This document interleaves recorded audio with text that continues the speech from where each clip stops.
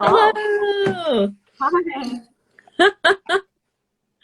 Quite the morning. Um, Yeah, I nice to see you. I It's good to see you as well. Welcome feel like everyone it's to it feels the like it's been forever. 23rd. Hmm? I said it feels like it's been forever. It has been forever. I think it's been a couple of years, right? Yeah, totally. Yeah, we used to see each other a lot, but Yeah. yeah. So this is Niche Conversations, and I'm Jessica DeWitt. I'm one of the editors here at the Network in Canadian History and Environment, and today I am joined by my dear friend Mica Jorgenson. You want to tell us more about yourself? Sure. I'm currently in Norway at the University of Stavanger. I've been here for 5 months. I can see a couple of friends and family joining, which is kind of funny. Before I was here at the University of Stavanger, I was working for the province of British Columbia for the Ministry of Forests. But most people in our circles will know me from the work that I was doing at McMaster on gold mining for my PhD and my first postdoc.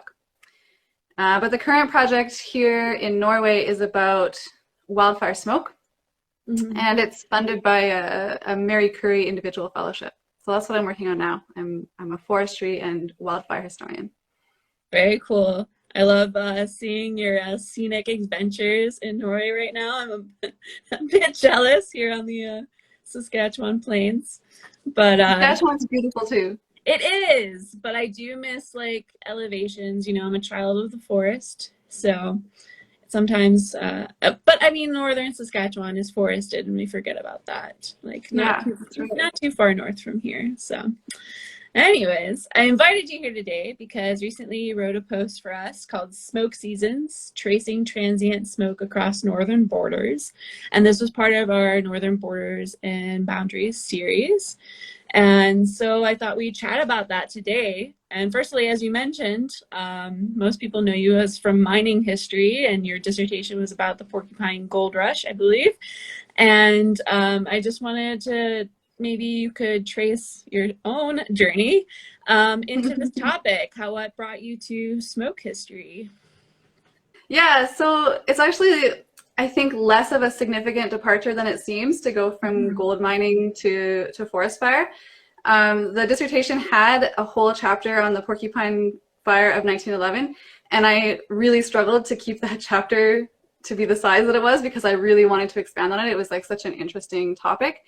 And in that chapter, I talked about the material, the financial, and the familial networks that occurred as a result of the fire and were exposed because of the fire Mm-hmm. between northern Canada and the United States and Europe. And then another part of the dissertation was a whole chapter on industrial lung disease, on silicosis. And I've also recently wrote an article on that with John Santlos, which was really fun. Mm-hmm. But there's actually a lot of crossover between industrial lung disease and some of the things that we see with smoke and wildfire smoke.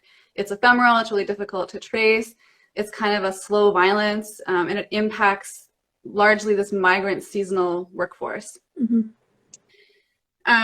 But I think how I really came to the topic was through my non-academic life. My partner works for the Wildfire Service, and we've also like lived most of our lives in northern British Columbia, which is a really active fire ecology.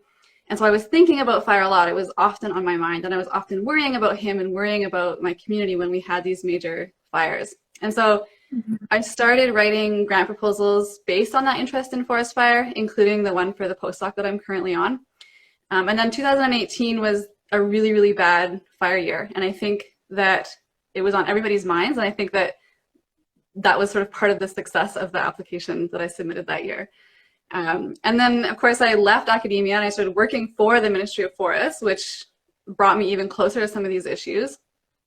Mm-hmm. Um, and I was a bit of a strange hire at the ministry because I was working with a lot of foresters. So I actually found myself surrounded by people who were interested in questions about forestry and could teach me a lot Mm-hmm. about forestry. And so I got increasingly interested in some of these ideas.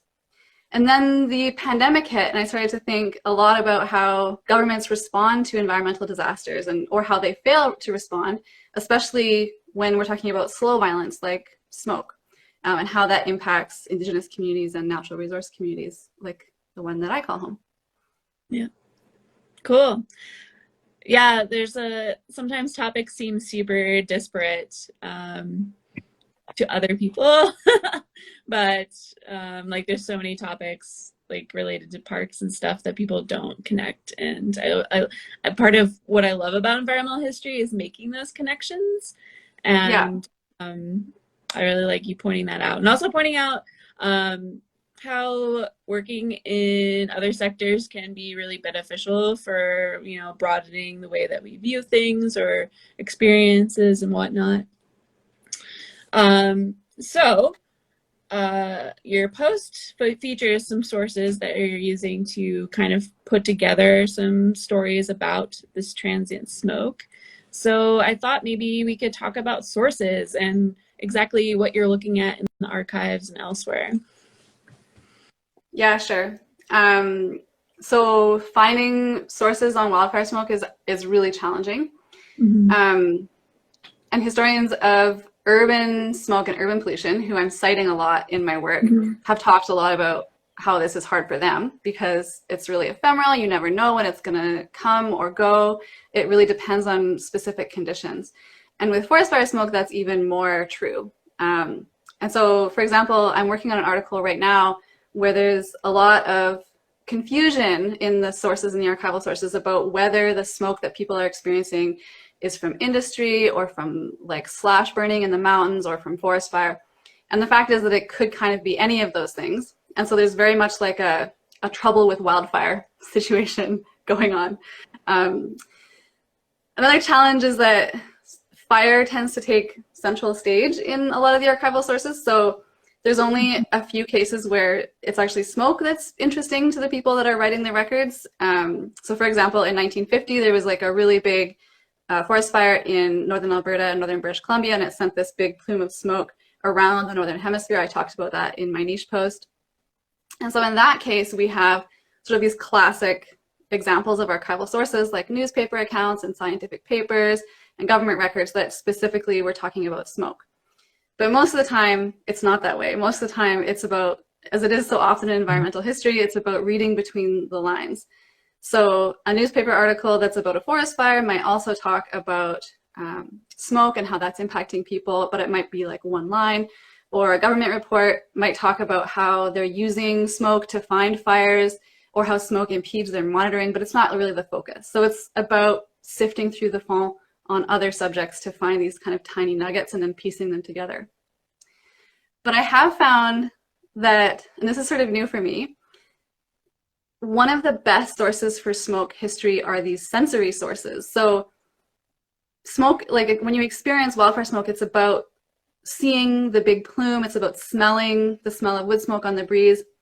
Mm-hmm. And those experiences aren't, captured in newspapers or government reports very often, but they are captured in interviews and in photographs, especially like the visual record of smoke. So there's this incredible collection of recorded and transcribed interviews that I found at the Northern BC archives at UNBC that I've been using that talk about forest fire and smoke a lot. And there's a few at the Royal BC archives as well. And there's also this incredible collection of tapes from pilot training that was done for like people that were flying planes for the Forest Service in the 1960s. And so for whatever reason, the Forest Service decided they were going to record a bunch of these training talks. And I got to sit in the archives and listen to them. And in these talks, the experienced pilots are telling new recruits about, a lot of the time, about smoke and about, how difficult it was for them to navigate in the smoke, how it grounded flights, how they use it as a tool to find fire. And they talk about their experience of smelling and seeing big plumes. And it also recorded some of the questions and the comments from the new recruits. So that was a really great source and sort of a new source for me. I've never worked with that kind of material before. And then the other great source that I found that I haven't quite figured out how to analyze yet is a collection of photographs. So the Forest Service took thousands of photographs of the landscape in British Columbia, the fire, places where they expected to see fire. Mm-hmm. most of them from lookout towers or of lookout towers. And these are fantastic sources. And some of them include columns or plumes of smoke as well. And I found what's really interesting to me is like BC wasn't the only one to do this. Norway also did this. So I'm working in the Norwegian archives and I'm finding a similar collection of like thousands of photographs taken from lookout towers. I think it's really interesting how like both jurisdictions decided to do that. And I think that the reason is because they're trying to sort of capture or document or impose some kind of scientific order on the ephemerality of smoke or the sort of sensory experience of being in a watchtower and looking for smoke, which is otherwise kind of a subjective or an individual experience. So yeah, what I found, I guess, so far is that it's really interesting. I'm not really sure what to do with this yet, but I think it's really interesting how there's kind of this universal effort to document smoke photographically, both in Norway and British Columbia. So yeah, that's some of the sources. Cool. Yeah, I love this connection to sensory history. I'm really interested in sensory history. I touched upon it a bit in my own dissertation with logging noises and like kind of Yeah, that, and like people not really caring about logging in parks until they could hear it. yeah, Technology changed, and it wasn't necessarily the practice of removing the timber that people were upset about. They were upset about the fact that they noticed it and it was interrupting their vacation, right? So it's like yeah, the noise pollution. and yeah, it's very hard to trace. I just happened across, a few things that where people talked about it, right? And it's so when you're tracing that sort of thing, it's like a lot of slogging through a lot of material that's not going to do any good. So it's awesome that you found like these collections that are really helping you. Yeah, and that can help. Yeah, It's also helps like direct research, right? You're like, okay, well, this is what I actually can do at this point, so let's focus on this, right? yeah, at least it keeps it a little bit narrow. Yeah, Yeah, exactly. And I also like the idea of how hard it is to trace because, you have to figure out where the smoke traveled on like random dates through yeah, time, yeah, random places, and that would be really difficult because it's crossing borders, which yeah. kind of goes into our next topic of conversation, which is a pretty big one. Something I've noticed in your research so far across time is that you're interested in transnational connections and border ideas and the movement of commodities and ideas and what have you. So, and obviously this is for the Northern Borders and Boundaries series. So I thought we would end by talking about exactly what smoke tells us about transnational histories and borders, because I think it has something really unique to provide for us. So, yeah. Yeah, sure. That was a flawless transition, Jessica. Well done. Yeah, so I've always been really interested in the way that history fails to conform to our expectations for it, and the transgression of borders is a part of that. Mm-hmm. And I think that the lesson of smoke, which is the lesson from so many of our subjects that we study in environmental history, is that it actually makes sense to think ecologically rather than, say, provincially or nationally. It makes sense to think in terms of sort of discrete ecological units rather than the sort of arbitrary boundaries that colonists put on the map at a particular time. Although, there's also, I'm not disregarding the importance of provincial or national history, but that in environmental history, it makes sense to think across those borders. And I think that in that sense, smoke has a lot in common with wind. And there's some really exciting new research that's been done in wind that I've been drawing on a lot for this work. It kind of goes where the wind goes along the dominant atmospheric currents, and it travels until the rain or the humidity washes it out of the air. Mm-hmm.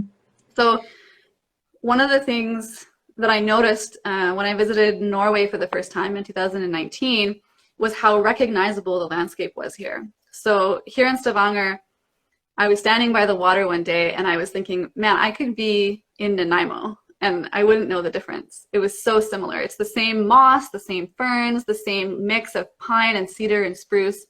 And there's some like little differences, like, you know, I'm used to thinking of the Norway maple as invasive in BC, but in Norway it's not, of course.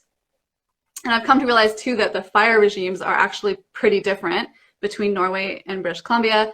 They're a lot smaller here. The grass tends to be more of a factor here, and the soil is thinner, so they don't get as big as they do back home. But in the end, I think there's more similarities than there are differences, and it's because Norway is part of this boreal ecology that sort of stretches around the northern hemisphere with very similar fire-dependent species. And when we get big fires, like we have especially in the last decade, we exchange these big plumes of smoke between our two jurisdictions. So yeah, so that's I think the obvious answer. But then I found that as I've been working, it's actually been hard to keep myself restricted to the Northern Hemisphere. And I did, when I originally proposed the project, said that I was going to work specifically in BC and Rogaland, which is the area that I am in Norway. But it can be hard to stay limited to those because smoke moves, obviously. And one of the things I've found is that as big as some of these smoke events are here in the north, there's actually these really incredible smoke seasons that are happening in the southern hemisphere as well that I'm not even going to be able to touch on, and I sort of wish that I could bring in, but you know, won't have time. So here in British Columbia, the idea of a smoke season, like the sort of regular smoke events that we've been experiencing each year, especially as the climate warms, it's a relatively recent addition to our lexicon. But I've glimpsed these 18th century sources from colonial expeditions in Africa that are talking about smoke seasons and seasonal fire in Africa that are like really interesting and intriguing and sort of are describing really similar events to what we're seeing here in the Northern Hemisphere. So that really intrigues me. And I also know that there's really good research that shows that transient wildfire smoke has greater impacts on communities in sub-Saharan Africa and Southeast Asia. So I think what that really tells me is like there's way more and way bigger transnational research that could be done on this that I may not have time for, but it would be great if somebody did one day. And yeah, I think that for me, the really profound lesson that smoke offers across borders is the way that it physically connects us. So without our input or permission, it's physically bringing us together. So in a lot of my earlier work, the connections that I was interested in were sort of ideological or theoretical. It was about flows of capitalism or investment dollars. And sometimes it was like material when people physically traveled to different work sites or when they exchanged physical goods across boundaries. But mostly it was sort of these more theoretical flows. But smoke it's a bodily experience. When we breathe it in, we're incorporating pieces of burned trees into our bodies in like a really literal sense. And it's a really involuntary and a really frightening experience. And I think that's why smoke is so powerful in people's memories and why smoke seasons have enjoyed so much media attention in the last few bad fire years that we've had. So I think for me, that's the big lesson that smoke has. It's bringing in a really physical way the climate crisis to us. It's bringing environmental disaster to us, to our bodies. Even if we live really far away from the places where these disasters are actually happening and where things are really burning. Yeah, I think the like visceral reaction, just even thinking of my own experience in Saskatoon, and you know, we've had days in the prior years where you couldn't even see like the bridge right in front of you, right? Because of smoke from BC or Alberta or even Saskatchewan. But it really like there's something about like the inconvenience, I don't know if that's the right word, or just the annoyance that brings you like, oh, we are connected to these places that are elsewhere. How dare they have fire problems that day.